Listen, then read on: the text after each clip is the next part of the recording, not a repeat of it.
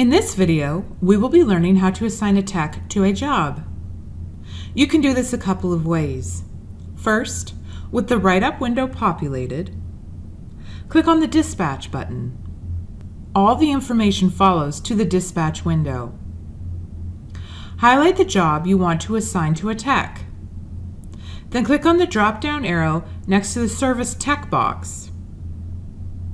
Pick the tech you want and click OK when done.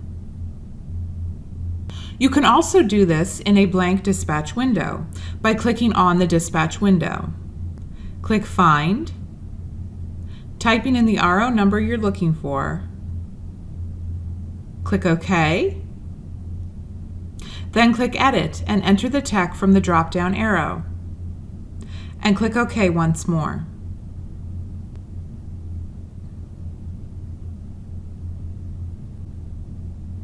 You can do the same thing in the Jobs window by clicking on Jobs. Click on the job you want to assign a tech to on the upper right hand of the Jobs window. Then click Edit. Click the drop-down arrow on the tech ID and name, pick the tech, and this will assign the tech to the job. And finally click OK. Congratulations! You have successfully learned how to assign a tech to a job.